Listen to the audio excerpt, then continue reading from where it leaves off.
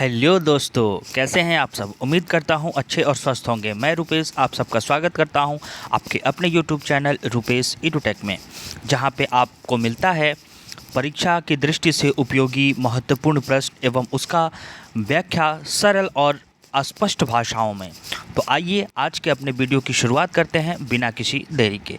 तो आज मैं डिस्कस करने वाला हूं वैदिक सभ्यता से रिलेटेड जो संबंधित प्रश्न हैं उसको मैं डिस्कस करने वाला हूं, और इसकी मैं 3 सीरीज़ लेकर आपके बीच आऊँगा, क्योंकि इसमें बहुत ही इंपॉर्टेंट क्वेश्चन है और वीडियो काफ़ी लंबा हो जाएगा। तो इसलिए मैंने सोचा इसको 3 पार्ट में मैं कवर करूँ, ठीक है। और ये ऐसे क्वेश्चंस हैं जो हर एग्ज़ाम में पूछे ही जाते हैं, ठीक है। खासकर अभी आपका यूपीएसआई का एग्ज़ाम होने वाला है, ठीक है। यूपीपीएससी का एग्ज़ाम होने वाला है, और उसके बाद यूपी ट्रिपल एससी पेट का एग्ज़ाम होने वाला है। तो उन सब में ये बहुत ही एक अहम रोल प्ले करेगा। जो मैं क्वेश्चन डिस्कस करूंगा, ये क्वेश्चन कहीं ना कहीं किसी न किसी ईयर में पूछे हुए हैं, ठीक है। और रुकिए, अभी तक आपने मेरे चैनल को सब्सक्राइब नहीं किया है तो चैनल को लाइक शेयर और सब्सक्राइब करना ना भूलें। और आज के लेक्चर का पीडीएफ वीडियो के डिस्क्रिप्शन में दिए हुए टेलीग्राम लिंक को फॉलो करके वहाँ से वीडियो के लेक्चर का पीडीएफ डाउनलोड कर सकते हैं, ठीक है। तो चलिए आज के अपने वीडियो की शुरुआत करते हैं। तो आज का हमारा पहला क्वेश्चन है वैदिक कल्चर से रिलेटेड। इस बेस्ड पे पहला क्वेश्चन हमारा है कि पूर्व वैदिक या ऋग वैदिक संस्कृति का काल किसे माना गया है। ऑप्शन ए हमारा कह रहा है कि 1500 BC to 1000 BC, 1000 BC to 600 BC। Option C कह रहा है 600 BC to 600 AD। Option D इनमें से कोई नहीं। तो इस क्वेश्चन का करेक्ट आंसर है option C, option A. Option A correct answer होगा। 1500 BC से लेके 1000 BC तक। अब आपके दिमाग में ये क्लिक किया होगा कि ये 1500 है और 1000 BC, ये बैक क्यों जा रहा है। तो आइए मैं आप लोगों को एक कॉन्सेप्ट समझाता हूँ कि BC और AD का, ठीक है, BC और AD का क्या कॉन्सेप्ट है उसको मैं समझाता हूँ। तो सबसे पहले मैं BC को डिस्कस करता हूँ, ठीक है। BC का क्या कॉन्सेप्ट है उसको मैं डिस्कस करता हूँ। BC का फुल फॉर्म होता है बिफोर द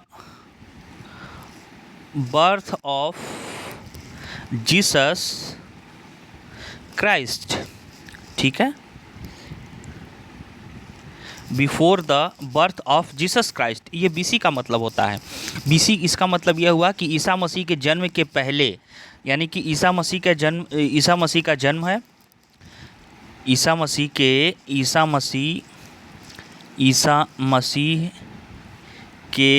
जन्म के पहले का समय ये BC के नाम से जाना जाता है, ठीक है। किस नाम से जाना जाता है? BC के नाम से। इसको हिंदी में लिखते हैं, हिंदी में इसको ईसा पूर्व कहते हैं, ईसा पूर्व कहते हैं। आइए एक एग्जाम्पल से समझने की कोशिश करते हैं। तो मान लीजिए कि महात्मा बुद्ध का जन्म, यानी कि बुद्ध का जन्म जो है, बुद्ध का जन्म 563 ईसा पूर्व में, और मृत्यु जो है, और उनकी मृत्यु कब हुई थी? 483 ईसा पूर्व में हुई थी। तो इसका मतलब क्या हुआ कि ईसा मसीह के जन्म के 563 वर्ष पूर्व, ठीक है, 563 वर्ष पूर्व महात्मा बुद्ध का जन्म हुआ, और 483 वर्ष पूर्व उनकी मृत्यु हो गई। तो ये कॉन्सेप्ट था BC का। उम्मीद करता हूँ कि आप लोगों को समझ में आएगा। दूसरा कॉन्सेप्ट है हमारा AD, यानी कि इसका होता है एनो डोमिनी,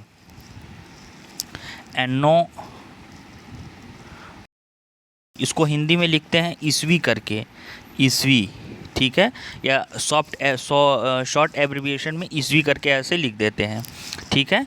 तो ये एनो डोमिनी हो गया। तो इसका मतलब क्या हुआ कि ईसा मसीह की जन्म तिथि से आरंभ हुआ सन, या ठीक है, ईसा मसीह की जन्म तिथि से, ठीक है, ईसा मसीह की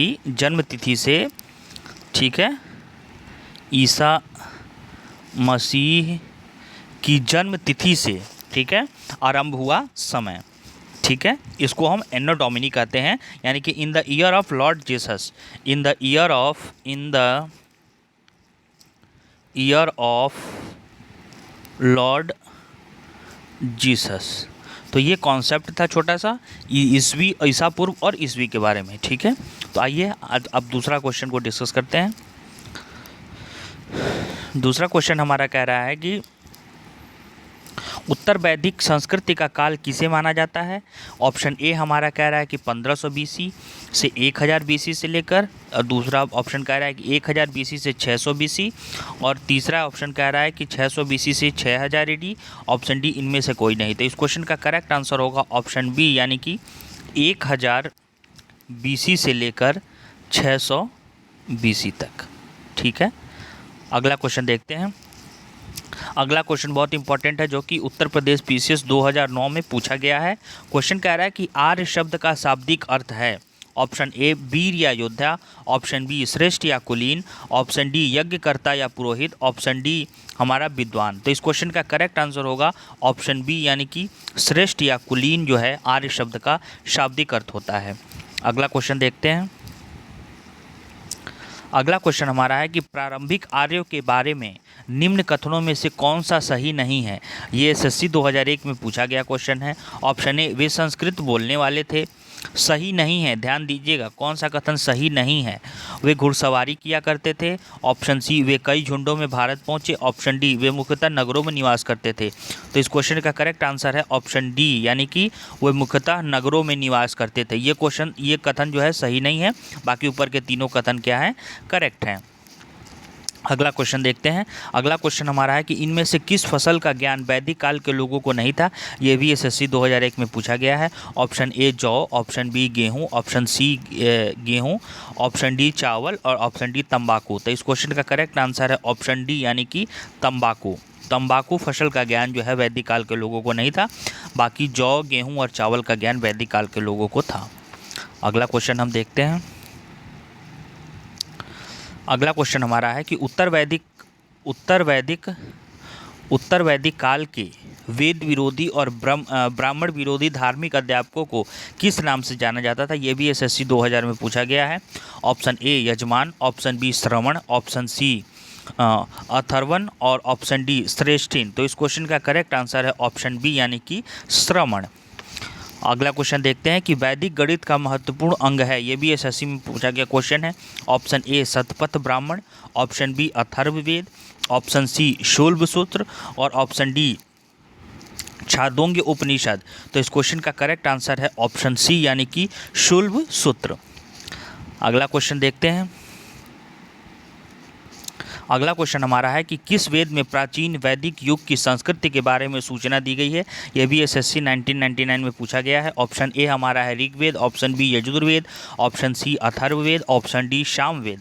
तो इस क्वेश्चन का करेक्ट आंसर है ऑप्शन ए, यानी कि ऋग्वेद।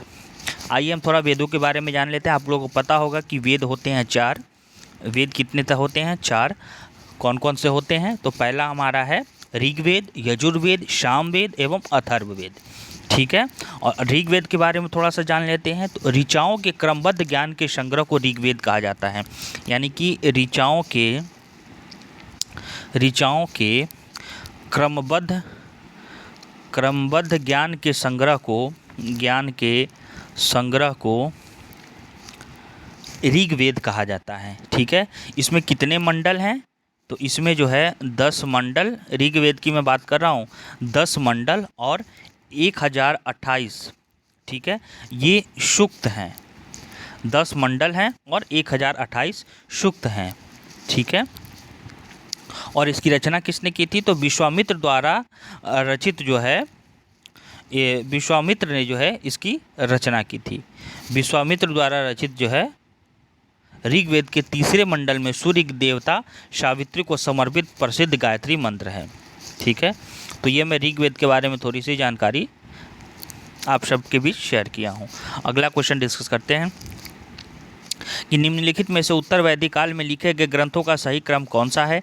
ऑप्शन ए वेद, ब्राह्मण, आरण्यक और उपनिषद, ऑप्शन बी हमारा वेद, उपनिषद, ब्राह्मण और आरण्यक, ऑप्शन सी हमारा है उपनिषद, वेद, ब्राह्मण और आरण्यक, ऑप्शन डी हमारा है वेद, आरण्यक, ब्राह्मण और उपनिषद। तो इस क्वेश्चन का करेक्ट आंसर है ऑप्शन ए। सबसे पहले वेद लिखा गया, उसके बाद ब्राह्मण, उसके बाद आरण्यक और उसके बाद उपनिषद। अगला क्वेश्चन देखते हैं। अगला क्वेश्चन जो हमारा है, अगला क्वेश्चन कह रहा है कि वेदों की संख्या कितनी है। तो अभी मैंने आपको बताया ऑप्शन ए 2, 3, 4, 5। तो इस क्वेश्चन का करेक्ट आंसर है ऑप्शन सी, यानी कि 4। ऋग्वेद, यजुर्वेद, अथर्ववेद और सामवेद। अगला क्वेश्चन हम देखते हैं। अगला क्वेश्चन हमारा है कि कौन से 3 वेद संयुक्त रूप से त्रयी या वेदत्रयी कहलाते हैं? ऑप्शन ए ऋग्वेद, यजुर्वेद और सामवेद, ऋग्वेद, यजुर्वेद और अथर्ववेद। ऑप्शन सी ऋग्वेद, सामवेद और अथर्ववेद। ऑप्शन डी यजुर्वेद, सामवेद और अथर्ववेद। इस क्वेश्चन का करेक्ट आंसर है ऑप्शन यानी कि ऋग्वेद, यजुर्वेद और सामवेद, ये तीनों मिलकर त्रयी या वेदत्रयी कहलाते हैं। अगला क्वेश्चन हम देखते हैं। अगला क्वेश्चन हमारा है कि भारत के राज्य चिन्ह में प्रयुक्त होने वाले शब्द सत्यमेव जयते किस उपनिषद से लिया गया है? ये क्वेश्चन पूछा गया है, ठीक है, उत्तराखंड पीसीएस में और आरआरबी मुंबई वाले क्वेश्चन पूछा गया है। ऑप्शन ए मुंडक उपनिषद और कठ उपनिषद और ईश उपनिषद और बृहदारण्यक उपनिषद। इस क्वेश्चन का करेक्ट आंसर है ऑप्शन ए यानी कि मुंडक उपनिषद। अगला क्वेश्चन देखते हैं कि ऋग्वैदिक आर्यों का मुख्य व्यवसाय क्या था? ठीक है, ऑप्शन ए कृषि, ऑप्शन बी पशुपालन, ऑप्शन सी शिक्षा, ऑप्शन डी व्यवसाय। तो इस क्वेश्चन का करेक्ट आंसर है ऑप्शन बी यानी कि पशुपालन। अगला क्वेश्चन देखते हैं। वैदिक संस्कृत संगीत का आदि ग्रंथ कहा जाता है? Option A Rigveda, option B Upanishad, option C Yajurveda, option D Samaveda. तो इस क्वेश्चन का करेक्ट आंसर है ऑप्शन डी यानी कि सामवेद। ठीक है, सामवेद ऐसा वेद है, सामवेद के बारे में मैं थोड़ा सा बता दूं कि सामवेद गाई जा सकने वाली ऋचाओं का संग्रह है। इसके पाठककर्ता को उदात्री कहा जाता है, उदात्री। इसका जो पाठन करता है सामवेद का, उसको उदात्री कहा जाता है। इसे जो सामवेद को है भारतीय संगीत का जनक कहा जाता है। अगला क्वेश्चन देखते हैं कि प्रथम विधि निर्माता कौन है? Option A Manu, option B Chanakya, option C Chandragupta, option D Seleucus. तो इस क्वेश्चन का करेक्ट आंसर है मनु। मनु जो है प्रथम विधि निर्माता हैं। अगला क्वेश्चन देखते हैं। कृष्ण भक्ति का प्रथम और प्रधान ग्रंथ है? Option A Mahabharata, option B Shrimad Bhagavad Gita, option C Gita Govinda Jaydev द्वारा लिखित है, ऑप्शन डी इनमें से कोई नहीं। तो इस क्वेश्चन का करेक्ट आंसर है ऑप्शन बी यानी कि श्रीमद् भागवत गीता। अगला क्वेश्चन देखते हैं। ऋग्वेद में संपत्ति का प्रमुख रूप क्या है? ये आरआरबी गोरखपुर में पूछा गया 2005 में। ऑप्शन ए गोधन, ऑप्शन बी भूमि, ऑप्शन सी ए एवं दोनों, बी दोनों, डी इनमें से कोई नहीं। तो इस क्वेश्चन का करेक्ट आंसर है ऑप्शन ए यानी कि गोधन।